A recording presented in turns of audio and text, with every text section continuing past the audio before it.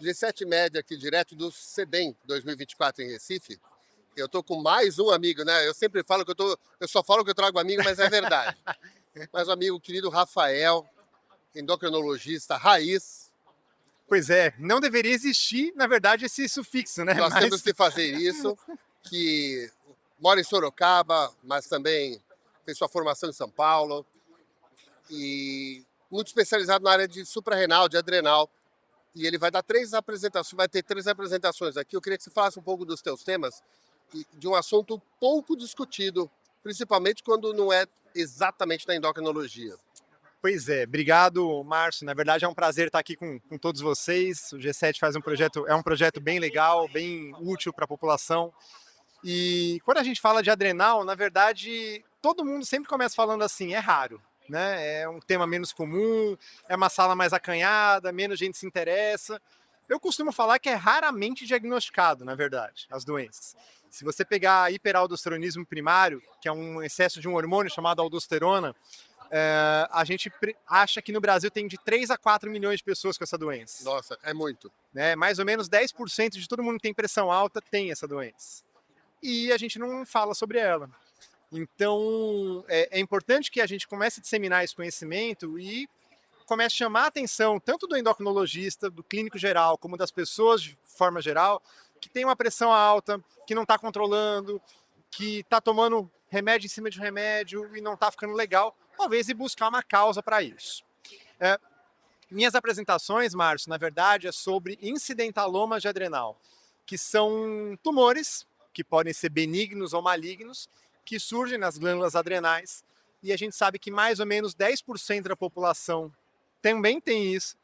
Então, só no Recife aqui, por exemplo, que nós estamos, a gente tem mais ou menos 80 mil pessoas com essa situação, e que ainda também é pouco conhecido, e como a gente faz muito exame hoje, acaba se deparando com esse diagnóstico, e a gente tem que saber exatamente o que fazer aí, né, e quais são as doenças mais comuns, né? Quer dizer, então o incidentaloma é que uma descoberta incidental, por isso que ele chama incidentaloma, ou acidental, pela quantidade também muito grande de exames como ultrassom, mas principalmente tomografia de abdômen, muitas vezes sem necessidade nenhuma, e se encontram nódulos, tumores nas suprarrenais, e aí se depara com uma atitude, né? Indo para o especialista, em geral, ninguém segura essa barra, né? Em geral, mandam para nós. Como é a abordagem de uma pessoa com isso? Porque a primeira coisa é excluir tumor maligno, né? Sim, e na verdade uma coisa que você falou, que é super interessante, a gente faz muito exame, os pacientes eles têm essa coisa na cabeça que quanto mais exame médico Sem pede, dúvida, sem dúvida. melhor é o médico e mais É, bem cuidado você vai estar, exato. né? E a gente tem que segurar um pouco a barra, né? E falar, olha, exame demais pode atrapalhar.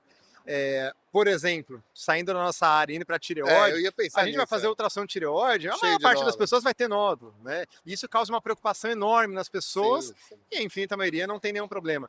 Adrenal é a mesma coisa. O Brasil, Márcio, é o país, entre as 20 economias mais ricas do mundo, é o país que mais pede tomografia e ressonância de abdômen. Olha, não sabia disso. Tem N razões para isso. É até uma curiosa, a gente pede muita tomografia de abdômen porque tem muito trauma, muito acidente de Aham. trânsito, por exemplo. Mas a gente pede Mas muito aí tem uma exame, indicação quando você tem um trauma no abdômen. tem, mas justamente a gente acaba se deparando com mais lesões de adrenal. O Claro, Brasil claro. é um polo de estudo de adrenal muito por conta disso, Entendi. que a gente faz muito exame. Mas esse excesso de exames leva a esses nódulos serem encontrados e a gente tem que saber manejar. Então, toda vez que a gente encontra um nódulo em adrenal, tem duas perguntas que a gente tem que se fazer e qualquer médico vai começar a investigação por aí. É benigno ou maligno? E quem vai dar essa resposta são os exames de imagem. Então, a característica na tomografia, a característica na ressonância, aliás, a tomografia é superior à ressonância, na verdade. A característica da imagem vai dizer se é um nódulo benigno ou maligno, e a enorme maioria dos casos são nódulos benignos que não causam nenhuma repercussão. Benigno, beleza, mas vamos para a segunda parte. Produz algum hormônio ou não produz? E quando produz, o principal hormônio a ser produzido é o cortisol. A gente chama de um hipercortisolismo de forma subclínica, porque o paciente não tem um estigma muito importante de uma síndrome de Cushing, mas podem produzir outros, inclusive a aldosterona, que a gente acabou de falar, que leva à hipertensão e leva ao aumento de risco de doenças cardiovasculares. Né? E pode ter nódulos não produtores de nada, inclusive. que é a enorme A maioria, maioria. 70% dos casos, e nesses casos a gente só vai acompanhar clinicamente. Algo curioso em dizer é que até um tempo atrás a gente tinha esses nódulos e ficava fazendo tomografia sucessivamente para a gente ver se aumentou ou não. A recomendação hoje, tanto nossa aqui brasileira quanto internacional, é não ficar repetindo tomografia mais. A não ser que seja um nódulo grande, um nódulo com uma carinha meio feia, aí a gente vai fazer um segmento diferenciado. Mas nódulo, como é 70% dos casos pequenininho e tal, a gente não fica pedindo exames porque a gente sabe que tem um risco de radiação, tem um custo, e a gente não vai fazer, provavelmente não vai ter nenhuma mudança no segmento aí, né? Mesmo a tireoide está entrando nessa para vários nódulos, inclusive até para nódulos diagnosticados como malignos, de fazer segmento. Mas não é a tireoide a ideia. Tem um número de corte do tamanho do nódulo, eu pelo menos aprendi assim há um bom tempinho atrás, você era um bebê, talvez não nascido, que o nosso número mágico era 4 centímetros. Eu não sei se isso evoluiu, quer dizer, abaixo de 4 centímetros é um tumor médio ou pequeno, e acima disso precisa de tomar mais cuidado. Pois é, existia essa recomendação de até 4 centímetros, fica tranquilo, e acima de 4 a gente tem que encaminhar para cirurgia, não importa muito as outras coisas. Hoje mudou um pouco. A gente sabe que nódulos acima de 6 centímetros, por exemplo, a gente tem uma prevalência de câncer de 25%. Entre 4 e 6, a gente está falando de uma prevalência de câncer aí de 6%. Então, apenas encaminhar para cirurgia pelo tamanho, hoje a gente não faz mais isso. Então, a gente avalia sim o tamanho, mas avalia muito mais do que isso. Avalia a composição do nódulo, a carinha dele ali na tomografia. É um nódulo Tá aderido a heterogêneo, alguma coisa. homogêneo. A densidade desse nódulo é um nódulo que tem um componente de gordura ou não. Então, na verdade, a nossa ideia é avaliar o tamanho como uma parte das informações, mas a gente avalia como um todo.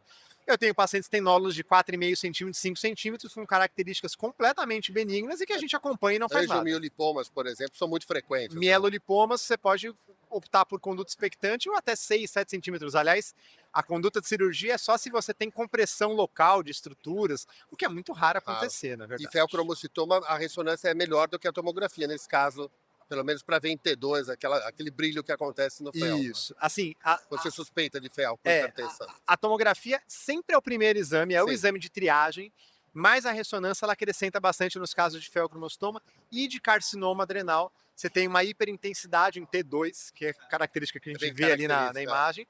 E aí o diagnóstico diferencial dessas imagens com essa hiperintensidade é isso, é feocromostoma, carcinoma ou metástase. Aí vem um contexto clínico e outras informações que não só a imagem, né? Tá. Só para a gente finalizar, estamos no tempinho que eu queria. O professor De Fronzo vem estudando pacientes diabéticos tipo 2 de muito difícil controle. E esses pacientes que você já está com várias drogas, muito difícil controle, glicada não cai, fazer um estudo de supressão com Dexa para ver hipercortisolismo, não tumoral, Sim. não tumoral. A tomografia está feita para excluir os tumorais. E eles têm uma droga lá que é para bloquear o cortisol, que é onde ele está se mexendo. Eu queria que você explicasse esse assunto, que começou agora isso, e certamente vocês já estão discutindo isso. É bem curioso, assim, esse inclusive. assunto é ótimo, é uma observação que a gente que trabalha com isso vê muito frequente, mas ainda é desconhecido, de certa forma, até pelo endocrinologista como um todo. Tem alguns trabalhos que dosam, fazem teste de supressão, que é o exame para diagnóstico de excesso de cortisol em pacientes candidatos à cirurgia bariátrica, por exemplo. E a gente encontra uma quantidade não desprezível de pessoas que tinham um excesso de cortisol e que fariam uma cirurgia e que talvez essa questão metabólica é consequência do excesso de cortisol. Tem trabalhos que pegam um ponto de corte de glicadas de acima de 9, e se você fizer teste de supressão em glicadas acima de 9, novamente, a gente encontra uma quantidade não desprezível de hipercortisolismo nessa população. O grande desafio é saber se é causa ou consequência. Porque a gente pode ter um excesso de cortisol causando um diabetes e descontrolando um diabetes, e a gente pode ter um diabetes mal controlado que leva a uma situação fisiológica de hipercortisolismo, porque é uma doença, é uma situação estressante para o nosso corpo, de certa forma, e aí o cortisol vem alto. Mas hoje a gente já consegue meio que separar uma coisa da outra, e fica ideia de trabalhos para nós médicos fazermos, de rastrear essa população, porque a gente vai começar a surpreender.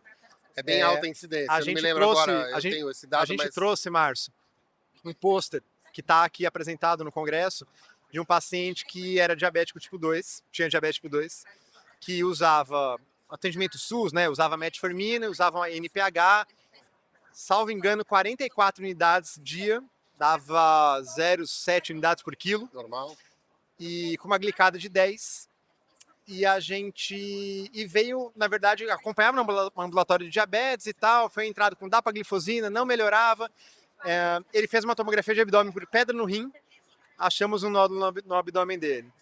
Fomos rastrear, ele tinha um cortisol pós-dex aumentado.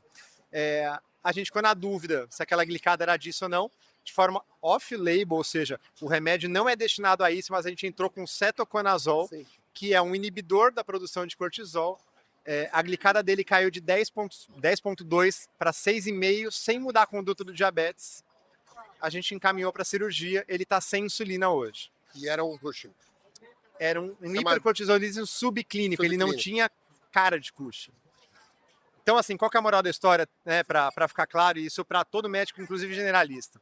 Uma doença metabólica que não está bem controlada, seja hipertensão, seja diabetes, que está estranho, está fugindo ao normal, refratário, antes de ficar dando bronca no paciente, falando que ele não faz nada certo, talvez o médico está deixando passar alguma informação que ele não estava conhecendo.